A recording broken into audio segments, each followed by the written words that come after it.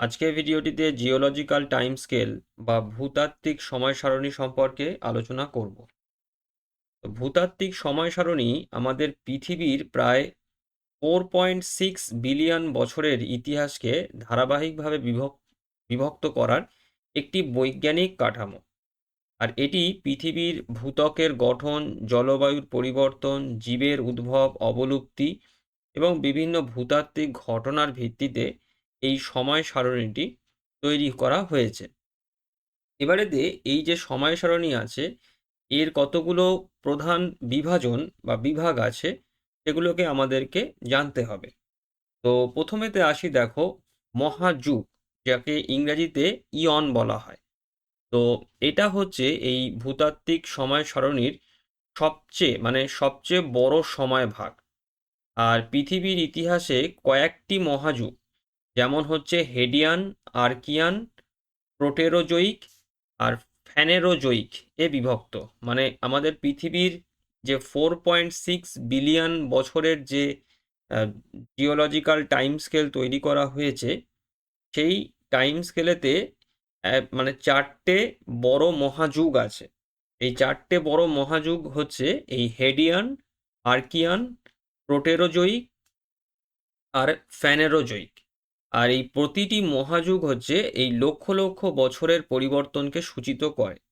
আরেকটা বিষয় তোমাদেরকে আমি বলবো যে এই যে জিওলজিক্যাল টাইম স্কেলেতে এখানেতে 1-2 বছর বা 10-12 বছর বা 100 বছর, মানে এটা কোনো ব্যাপারই নয়। মানে আমাদের সাধারণ ক্যালেন্ডারের মানে 1-2 দিনের মতন ব্যাপার বলতে পারো। মানে জিওলজিক্যাল টাইম স্কেলটা এতটা বিরাট বড় একটা ব্যাপার যে যেখানেতে 2-4 বছর বা 10 বা 100 বছরের মতন সময়, সেখানেতে একটা মানে মানে নগণ্য, মানে 1-2 দিনের ব্যাপারও বলতে পারো, তাও পড়বে না। মানে এতটাই, মানে বুঝতেই পারছো যে 4.6 বিলিয়ন বছরের ইতিহাস মানে এই ভূতাত্ত্বিক সময় সারণীতে মানে মানে রয়েছে। তো সেইখানেতে এত ছোট সময় সেখানেতে সেই অর্থে কিন্তু মানে একদমই নগণ্য। আচ্ছা, চল, এর পরের বিভাজনটা দেখে নিই এবারেতে। তো দেখো, এর পরে হচ্ছে যুগ, বা যেটাকে ইংরেজিতে বলা হয় হচ্ছে এরা। তো একটি মহাযুগকে বিভিন্ন যুগেতে ভাগ করা হয়ে থাকে। আর চারটে মহাযুগ আমরা জানলাম। তো এই চারটে মহাযুগের কে আবার হচ্ছে বিভিন্ন এরা বা যুগে ভাগ করা হয়ে থাকে। যেমন দেখো, এই যে ফ্যানেরোজোয়িক যে মহাযুগটি আছে, এই মহাযুগটিকে তিনটে যুগেতে বিভক্ত করা হয়েছে। একটা হচ্ছে প্যালিওজোয়িক, একটা মেসোজোয়িক, আর একটা হচ্ছে সিনোজোয়িক। আর এই যুগগুলোর পরিবর্তন সাধারণত বৃহৎ জীববৈজ্ঞানিক রূপান্তর, ব্যাপক অবলুপ্তি বা নতুন জীববর্গের আগমনকে নির্দেশ করে থাকে। এরপরেতে দেখো, এই যুগগুলোকে আবার কতগুলো পর্যায় বা পিরিয়ডেতে ভাগ করা হয়েছে। তো এই প্রতিটি যে যুগ, এই যুগকে আবার বিভিন্ন পর্যায় বা পিরিয়ডে ভাগ করা হয়। যেমন দেখো, এই যে সিনোজয়িক যে যুগটি আছে, এই সিনোজয়িক যুগটিকে কোয়াটারনারি ও টার্সিয়ারি, এই দুটি পর্যায়ে বা পিরিয়ডেতে ভাগ করা হয়েছে।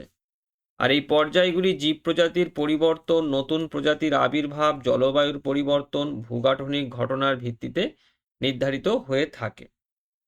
এরপরে দেখো, আর একটা যে বিভাগ আছে সেটাকে বলা হয় হচ্ছে অবকল্প। যদিও এর বাংলাটা মানে শুনতে একটু কিরকম লাগে। তো আমি যে বই থেকে এই নোটসটা বানিয়েছি, সেই বইতে এটা অবকল্পই আছে। তো যে কারণেতে আমি এটা অবকল্পর শব্দটাই ব্যবহার করছি, যাকে ইংরেজিতে বলা হয় হচ্ছে ইপক বলা হয়। আর আমি তোমাদেরকে একটা বিষয় বলবো যে তোমরা যখন এই জিওলজিক্যাল টাইম স্কেলটা পড়বে, এর ইংরেজি যে টার্মগুলো আছে, এই টার্মগুলোকে মনে রাখবে। বাংলা টার্মটা কিন্তু অতটা ম্যাটার করে না। আমাদের পরীক্ষায় লেখার জন্য হয়তো বাংলা টার্মের ব্যবহার আমরা করতে পারি, কিন্তু তোমরা তার সঙ্গে সঙ্গে ইংরাজি টার্মটাও পাশেতে লিখে দেবে, তাহলে মানে উত্তরটা আরো ভালো হবে। তো তোমরা যখন জিওলজিক্যাল টাইম স্কেল যখন পড়বে, তখন ইংরাজিতেই পড়বে, ইংরাজিতেই টার্মগুলোকে মনে রাখবে, যুগের নামগুলোকে ইংরাজিতেই মনে রাখার চেষ্টা করবে, তাহলে খুব ভালো হবে। আচ্ছা, এবার দেখো, এই যে অবকল্প বা যেটাকে ইংরেজিতে বলা হয় হচ্ছে ইপক। তো এই যে এইটা হয়, এটি তুলনামূলক সবচেয়ে ক্ষুদ্র সময় ভাগ। মানে জিওলজিক্যাল টাইম স্কেলেতে সব থেকে ছোট যে সময়ের অংশটা, সেটাকে এই ইপক দিয়ে বা এই অবকল্প দ্বারা সূচিত করা হয়ে থাকে। মানে ক্ষুদ্র সময় মানে এটা ভাবার কারণেই যে 10-12 বছরের বা 100 বছরের এরম ব্যাপার, এটাও লক্ষ লক্ষ সময়েরই ব্যাপার। তো যেখানেতে এই ভূতাত্ত্বিক ও জীব ভৌগোলিক পরিবর্তন আরও নির্দিষ্টভাবে ব্যাখ্যা করা হয়। আর দেখো এই যে প্লাইস্টোসিন ও হলোসিন, এই সিনোজয়িক যুগে এই কোয়াটারনারি পর্যায়ে, মানে সিনোজয়িক যুগকে আবার কোয়াটারনারি পর্যায়েতে ভাগ করা হয়েছে। কোয়াটারনারিতে তো সেই কোয়াটারনারি পর্যায়ের দুটো অবকল্প বা ইপক হচ্ছে এই প্লাইস্টোসিন, আর একটা হচ্ছে হোলোসিন। এই দুটো গুরুত্বপূর্ণ হচ্ছে অবকল্প বা ইপক। তো এই হচ্ছে প্রধান বিভাজনগুলো, যেটা আর কি একটা জিওলজিক্যাল টাইম স্কেলেতে থাকে। এবার দেখো তোমাদের বোঝার সুবিধার জন্যে আমি পুরো জিওলজিক্যাল যে টাইম স্কেলটা আছে এটার একটা সংক্ষেপেতে আমি একটা চার্ট তোমাদেরকে বানিয়ে দিয়েছি। তোমরা এই চার্টটাকে খাতায় লিখে নেবে সুন্দর করে, এবং এখানেতে দেখো আমি এই ইয়ন অর্থাৎ মহাযুগ, এরা অর্থাৎ যুগ, পিরিয়ড মানে হচ্ছে যে পর্যায়গুলো, আর ইপক মানে হচ্ছে অবকল্প। তো আমি ইংরেজিতেই করে দিয়েছি যাতে পড়তে সুবিধা হয়। আর দেখো টাইমটাও এখানেতে বলে দিয়েছি আমি, যে কত বছর আগে এগুলো আহ, হয়েছিল, মানে মানে ছিল এই সময়টা। তো এখানেতে সুন্দর করে দেখো পরপর আমি ভাগ করে দিয়েছি। তোমরা এই চার্টটাকে লিখে নিয়ে তোমরা মনে রাখার চেষ্টা করবে, যদিও এটা খুবই খুবই সংক্ষেপিত একটা চার্ট। জিওলজিক্যাল টাইম স্কেলের আরও বড় হয়ে থাকে, আরও অনেক ডিটেলেতে এর মধ্যে ইনফরমেশান থাকে। তো আমি সেই ডিটেল ইনফরমেশানের মধ্যে যাইনি, আমি একদম সংক্ষেপেতে একটা সামারি করে তোমাদেরকে জিওলজিক্যাল টাইম স্কেলটা এখানেতে করে দিয়েছি, যাতে তোমরা সহজে এটাকে আয়ত্ত করতে পারো। আচ্ছা, এবারে দেখো আমাদের ক্যালকাটা ইউনিভার্সিটির সিলেবাসেতে এই জিওলজিক্যাল টাইম স্কেলটা কিন্তু পুরো নেই। এই টাইম স্কেলের মধ্যে বিশেষ করে এই যে প্লাইস্টোসিন যে ইপক আছে, এই মানে এই যে সিনোজয়িক এরাতে, কোয়াটারনারি পিরিয়ডেতে এই যে প্লাইস্টোসিন যে ইপক রয়েছে, এই প্লাইস্টোসিন ইপকের যে ঘটনাবলীগুলো আছে সেগুলোকে আমাদেরকে একটু বিশেষভাবে জানতে হবে যখন আমরা এই জিওলজিক্যাল টাইম স্কেলটা যখন পড়ব। তো সেই কারণেতে আমি এবারেতে এই যে প্লাইস্টোসিন যে ইপক রয়েছে, অপকল্প রয়েছে, এর সময়তে কি কি ঘটনাবলী আমাদের পৃথিবীতে হয়েছিল সেইটাকে আমি এবারেতে আলোচনা করব। তো দেখো প্রথমে আসি হচ্ছে সূচনা, কখন এই ইপকের সূচনাটা হয়। তো এই প্লাইস্টোসিন অবকল্প শুরু হয় প্রায় 26 লক্ষ বছর আগে, মানে আজ থেকে প্রায় 26 লক্ষ বছর আগে হচ্ছে এই প্লাইস্টোসিন ইপকটা শুরু হয়, এবং শেষ হয়েছে দেখো 11,700 বছর আগে। তো এটা শেষ হয়, আর এটি হচ্ছে পৃথিবীর সাম্প্রতিক ঐতিহাসিক পরিবর্তনের এক গুরুত্বপূর্ণ অধ্যায়। মানে এটা বলতে পারো যে খুবই রিসেন্টলি, মানে এই 11,700 বছরটা কিন্তু রিসেন্টলি বোঝাচ্ছে জিওলজিক্যাল টাইম স্কেলের সাপেক্ষে। তো এই রিসেন্টলি এই অবকল্পটা শেষ হয়েছে। আর এখানেতে দেখো এখানেতে কি কি জিনিস হয়েছিল এটা যখন মানে ছিল আমাদের পৃথিবীতে এই সময়টা। তো জলবায়ুর ক্ষেত্রে কি কি বৈশিষ্ট্য তখন দেখা গিয়েছিল। তো হিমযুগের আবির্ভাব ঘটে, অর্থাৎ আইস এজ যেটাকে আমরা বলি, সেই হিমযুগের আবির্ভাব ঘটেছিল এই সময়তে। আর দেখো এই যে উত্তর আমেরিকার হাডসন উপসাগর থেকে দক্ষিণে ওয়াইহো নদী অববাহিকা পর্যন্ত অংশটি সম্পূর্ণ বরফাচ্ছাদিত হয়। সমগ্র কানাডা দেশটা বরফের তলায় চলে গিয়েছিল। ইউরোপের যে স্ক্যান্ডিনেভিয়া, স্কটল্যান্ড, জার্মানি আর এই যে রাশিয়ার মতন দেশের বড় অংশ বরফের তলায় চাপা পড়ে যায়, মানে বরফ ঢেকে দিয়েছিল একদম। আর তার পরেতে আরও মানে কি হয়েছিল দেখো, যে এই যে পুরু বরফের স্তর গঠনের কারণেতে সমুদ্রের জল জমাট বাঁধে, মানে সমুদ্রের জলপৃষ্ঠের ওপরে তো হচ্ছে বরফ জমে যেতে থাকে, জল জমে বরফ হয়ে যেতে থাকে, মানে এতটাই ঠান্ডা পড়েছিল। আর তার ফলেতে কি হয় দেখো, যে এই যে সমুদ্রের জল যেহেতু জমে যেতে থাকে পৃষ্ঠটা, এটা মনে করার কারণে যে গোটা সমুদ্র জমে গেছে তা কিন্তু হয় না। অর্থাৎ সমুদ্রের পৃষ্ঠে, জলের পৃষ্ঠেতে বরফ জমে পুরো আস্তরণ, বরফের আস্তরণ তৈরি করে দেয়। আর যেটার কারণেতে কি হয় দেখো, যে যে সমুদ্রের যে সমুদ্র যে জলতল আছে, জলপৃষ্ঠ যেটা, সেটা এই 10 থেকে 100 মিটার বা তার বেশি নেমে যায়। আর তার ফলেতে দেখো এই যে উপকূল রেখা অনেক দূর পর্যন্ত বিস্তৃত হয়ে যায়। এরপরে দেখো ভূমিরূপের কি কি পরিবর্তন হয়। দেখো যেহেতু হিমযুগ চলছে, সেই কারণেতে হিমবাহের বিস্তারের ফলেতে ভূপৃষ্ঠে হিমবাহজাত বিভিন্ন ভূমিরূপগুলো তৈরি হয়। যেরকম দেখো হয়েছে এই যে মানে মহাদেশগুলোতে যে মহাদেশীয়, তোমরা ক্লাস 10-এতে তোমরা পড়েছো, আশা করি মনে আছে তোমাদেরকে, যে হিমবাহের যে কাজ তোমাদের যেটা রয়েছে, মানে ছিল আর কি, যে হিমবাহ কত রকমের হয়। আমরা জানি যে পার্বত্য হিমবাহ, মহাদেশীয় হিমবাহ, পাদদেশীয় হিমবাহগুলো হয়। তো এই হিমযুগের সময়তে পৃথিবীর একটা বড় অংশই মহাদেশীয় হিমবাহতে ঢেকে যায়। আর এখন বর্তমানেতে এই মহাদেশীয় হিমবাহ গলে গলে আমাদের দুটো যে মেরু অঞ্চল আছে, সেই দুটো মেরু অঞ্চলেতেই মহাদেশীয় হিমবাহের অস্তিত্ব দেখতে পাওয়া যায়। এছাড়াও গ্রিনল্যান্ড, অ্যান্টার্কটিকা, এই সমস্ত জায়গাতে, মানে গ্রিনল্যান্ড, অ্যান্টার্কটিকাতে মহাদেশীয় হিমবাহ রয়েছে। অ্যালাস্কাতেও মহাদেশীয় হিমবাহ আমরা দেখতে পাই।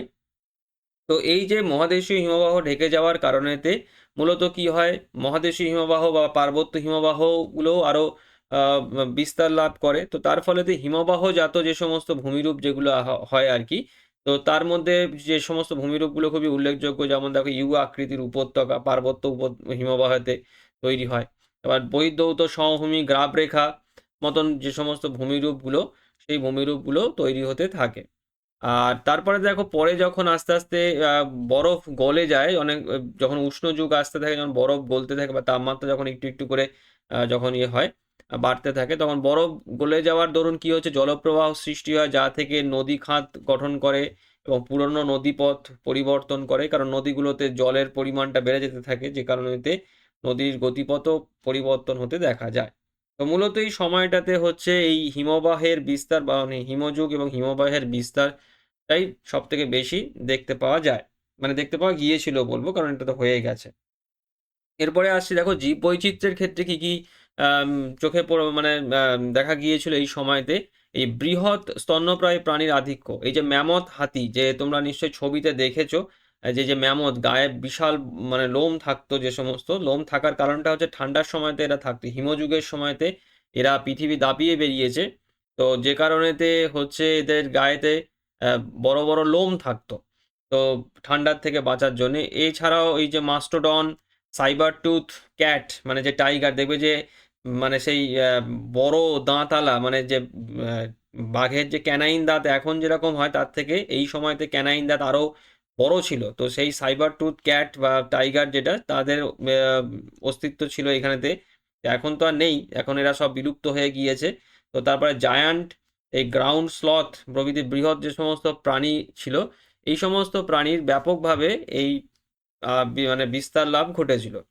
আর দেখো যেটা বলছিলাম শুরুতে, যে শীতল আবহাওয়ার কারণে বহু প্রাণী এই ঠান্ডা থেকে বাঁচার জন্য তাদের শরীরেতে হচ্ছে তাপরোধী লোম, চর্বির স্তর এবং বিশেষভাবে আচরণগত অভিযোজন তৈরি করে, কারণ হিমযুগ মানে বুঝতেই পারছো প্রচণ্ড ঠান্ডা।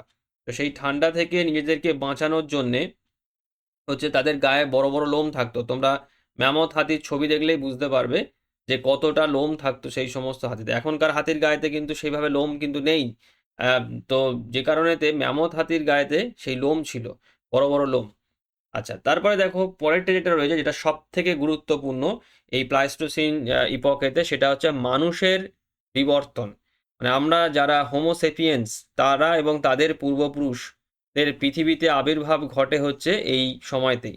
অর্থাৎ এই Homo habilis, Homo erectus, Neanderthal এবং অবশেষে এই যে হোমোসেপিয়েন্স, যেটা এখনকার বর্তমান আমাদের যে মনুষ্য সম্প্রদায় যেটা আর কি, তো তার এই সময়তেই বিবর্তিত হয়, মানে মানুষের আবির্ভাব ঘটে।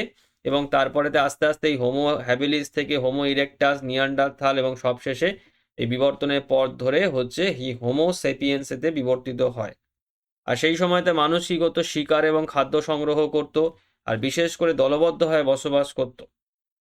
তারপর দেখো প্রথম পাথরের সরল সরঞ্জাম ব্যবহার করতো তারা, মানে পাথরের মানে দিয়ে বিভিন্ন রকম তাদের মানে মানে কি বলা চলে, মানে দৈনন্দিন কাজকর্ম সেই সময় যেটা করতো আর কি, সেইগুলো করার জন্য যে সরঞ্জামগুলো লাগতো, সেগুলো এই পাথরের সরল সরঞ্জাম তারা ব্যবহার করতো। পরে আরো ধারালো, উন্নত, নিয়মিত আকৃতির অস্ত্র ব্যবহার মানে তৈরি হয় আর কি, যেগুলো আর কি পশুকে মারার জন্যে বা হিংস্র প্রাণী থেকে আত্মরক্ষা করার জন্যে, তারপর মাংস কাটার জন্যে এগুলোকে ব্যবহার করা হতো। তারপরে দেখো আরো একটা উল্লেখযোগ্য যে বিষয় এখানেতে রয়েছে, সেটা হচ্ছে যে মানুষ আগুনের ব্যবহার এই সময়তে শেখে। আর এইটা মানুষের জীবনেতে বিরাট বড় পরিবর্তন আনে, এটা নিশ্চয়ই তোমরা বুঝতে পারছো, এটাকে আর ডিটেলেতে বলার অপেক্ষা রাখে না, যে আগুন আমাদের মানব সভ্যতাকে কিভাবে আরো দ্রুততার সঙ্গে এগিয়ে নিয়ে যায়। তো প্রথমেতে আগুন থেকে মানুষ কি করতো, যে মাংস, আগে তো কাঁচা মাংস খেত, তারপরেতে এই আগুনের ব্যবহার শিখলে সেই যে জীবজন্তুর মাংসকে তারা ঝলসে বা পুড়িয়ে খেতে শিখলো। এছাড়া ঠান্ডা থেকে বাঁচার জন্যে আগুন জ্বালিয়ে উষ্ণ রাখতো নিজেদেরকে। আর সর্বোপরি হিংস্র জন্তুদেরকে দূরে রাখার জন্যে তাদের কাছ থেকে আগুন জ্বালিয়ে রাখতো, কারণ আগুন দেখে অনেক জীবজন্তুরা ধারে আসতো না। তো এইটা, এবার দেখো সময়ের সঙ্গে সঙ্গে এটা তো মানে যখন আরো আগিয়ে যেতে থাকে সভ্যতা, তখন কি হচ্ছে দেখো, যে পরবর্তী সময়তে মানুষের সামাজিক কাঠামো আরো জটিল হতে থাকে। যোগাযোগ এবং মৌখিক ভাষার প্রাথমিক বিকাশ হতে থাকে। গুহাচিত্র, প্রতীকী আচরণ, সমাধি প্রমাণ এই সময় থেকে পাওয়া যায়। এই যে বিভিন্ন জায়গাতে যে গুহা চিত্রগুলো আছে, যেগুলো আদিম মানুষেরা এঁকেছিল, তো মূলত এটাকে দেখা যায় যে এই সময়ের মানে এগুলোকে এঁকেছিল আর কি। মানে এই সময় বা এর পরের যে যে যে অবকল্পটা যেটা শুরু হয় আর কি, মানে হলোসিন পিরিয়ড যেটা আর কি শুরু হয়েছিল, সেই সময়ের এটা পাওয়া যায় এটা করে। তো মনে রাখবে এই পিরিয়ডটা কিন্তু মানুষের ক্ষেত্রে, আমাদের মানুষদের ক্ষেত্রে কিন্তু সব থেকে গুরুত্বপূর্ণ একটা এই সময়টা ছিল, এই প্লাস্টোসিন ইপকটা, যেখানেতে মানুষের বিবর্তনটা হয়েছিল সব থেকে বেশি। মানে এই পুরো সময়টা ধরেই মানুষের বিবর্তনটাই সব থেকে বেশি হয়েছিল এই সময়তে। তারপর দেখো যেটা একদম শেষেতে, যেটা একদম চলে এসেছি আমরা, যে দেখো যে প্রায় 11,700 বছর আগে এই পৃথিবীর তাপমাত্রা দ্রুত বাড়তে থাকে, মানে হিমযুগ শেষ হয়ে যায়। অর্থাৎ এই প্লাস্টোসিনের শেষের দিকে যখন চলে আসে, তখন আস্তে আস্তে পৃথিবীর তাপমাত্রা আবার বাড়তে থাকে। তো ওই উষ্ণ যুগের মধ্যে আস্তে আস্তে পড়তে শুরু করে দিই আমরা। তারপর দেখা যে কারণে বরফের স্তর গলতে শুরু করে, সমুদ্রের জলতল বৃদ্ধি পায়। যখন হিমযুগ ছিল তখন সমুদ্র জলতল নেমে গিয়েছিল, কিন্তু পরে আবার যখন বরফগুলো গলতে থাকে, মহাদেশীয় বরফগুলো মানে মহাদেশীয় হিমবাহের বরফ যখন গলতে শুরু করে দেয়, তখন সেই জল হচ্ছে সমুদ্রেতে মিশতে থাকে, যার ফলে সমুদ্র পৃষ্ঠ আবার বাড়তে থাকে এবং নতুন উপকূল রেখা তৈরি হয়, কারণ পুরনো উপকূল যেগুলো ছিল সেগুলো জলমগ্ন হতে থাকে। আর তারপরেতেই দেখো এই যে হলোসিন অবকল্প, মানে প্লাস্টোসিন শেষ হয়ে যায় এবং তারপরেতেই হলোসিন অবকল্প শুরু হয়, এটা এখন চলছে। অর্থাৎ আমরা এই হলোসিন অবকল্প বা হলোসিন ইপকের মধ্যে আমরা এখন চলছি। এটা কবে শেষ হবে আমরা কেউ জানি না, কিন্তু যেদিনকে শেষ হবে, যদি সেই সময় পর্যন্ত মানুষের অস্তিত্ব থাকে, তাহলে মানুষ এই জিওলজিক্যাল টাইমের স্কেলেতে এটাকে সমাপ্তি বলে ঘোষণা করতে পারবে। আর যদি না থাকে, তো তার যখন সেই সময় যারা থাকবে তারা এটা করবে আর কি। তো এই হলোসিন যে অবকল্প, এটা এখন সাম্প্রতিকতম যেটা যে অবকল্প, সেইটা এখন চলছে। আর এখানেতে দেখো এই হলোসিন মানে অবকল্প যখন শুরু হয়, সেখান থেকে এই কৃষি, বসতি এবং সভ্যতার বিকাশ আস্তে আস্তে হতে থাকে এবং এই আজকের বর্তমান যে মানব সভ্যতা, সেই উন্নত মানব সভ্যতাতে এসে আমরা দাঁড়িয়েছি। তো এইটা হচ্ছে এই পুরো প্লাস্টোসিন যে যে যে ইপক, যেটা সেই ইপকের গুরুত্বপূর্ণ কতগুলো দিক আমি তোমাদের সঙ্গে আলোচনা করে দিলাম। আর একদম শেষেতে যেটা একেবারে উপসংহারে যেটা আমি বলবো, দেখো যে এই যে ভূতাত্ত্বিক যে সময় সারণী, এটা পৃথিবীর দীর্ঘ ইতিহাসকে বোঝার একটি বৈজ্ঞানিক কাঠামো। অর্থাৎ পৃথিবী সেই 4.6 বিলিয়ন বছর আগে একদম সেই মানে সেই জন্মলগ্ন থেকে শুরু করে এই বর্তমান পর্যন্ত, যদি পৃথিবীর সম্পূর্ণ ইতিহাস যদি জানতে চাওয়া যায়, যে পৃথিবীতে কি কি পরিবর্তন হয়েছে, তো সেটা জানতে গেলে আমাদের এই জিওলজিক্যাল টাইম স্কেল বা ভূতাত্ত্বিক যে সময় সারণী আছে, সেটাকে ভালো করে বুঝতে হবে। আর তারপর দেখো এই যে প্লাস্টোসিন অবকল্প এই সারণীর একটি গুরুত্বপূর্ণ অধ্যায়, কারণ এই সময়তে হিমযুগের সূচনা হয়, মানে হিমযুগ আসে, হিমবাহের বিস্তার হয়, জলবায়ুর তীব্র পরিবর্তন হয়, প্রাণীকুলের বিভিন্ন বৈশিষ্ট্যমূলক অভিযোজন হয়, আর সব থেকে গুরুত্বপূর্ণ যেটা হচ্ছে, সেটা হচ্ছে মানুষের বিবর্তন এই সময় সব থেকে দ্রুত হারে ঘটেছে। আর এই এই এই যে যুগ পৃথিবীর বর্তমান ভূপ্রকৃতি এবং মানব সভ্যতার প্রথম ভিত্তি গঠনে প্রধান ভূমিকা রেখেছে। অর্থাৎ এই যে আজকের আমরা হলোসিন পিরিয়ডেতে যে আধুনিক মানব সভ্যতার মধ্যে আমরা যে প্রবেশ করেছি, তো এর যে ভিতটা, সেই ভিতটা এই প্লাস্টোসিনের সময়তে যারা যে যে মানুষ যারা ছিল আর কি, সেই সময়তে তারা তো আর এই এত আধুনিকতার তো কিছু বুঝতো না, কিন্তু তারা সেই ভিতটা কিন্তু তৈরি করে দিয়ে গেছে। তো তাদের বিবর্তন হয়েছে, সেই বিবর্তনের পথ ধরে আমরা এখন বর্তমানেতে সভ্যতাকে আরো বেশি এগিয়ে নিয়ে চলেছি। তো আশা করি দেখো এই ভিডিওটার মাধ্যমেতে আমি তোমাদেরকে এই যে জিওলজিক্যাল টাইম স্কেল ব্যাপারটা কি এবং কিভাবে এটা করা হয়, সেটা তোমাদেরকে বোঝাতে পেরেছি। আর বিশেষ করে প্লাস্টোসিন ইপোকেতে যে সমস্ত ঘটনাগুলো ঘটেছে পৃথিবীতে, তার মধ্যে থেকে কিছু গুরুত্বপূর্ণ ঘটনা তোমাদের সঙ্গে তুলে ধরতে পেরেছি। তো আজকে ভিডিওটি আমি এখানে দিয়ে শেষ করলাম। সবাই ভালো থেকো। Thank you.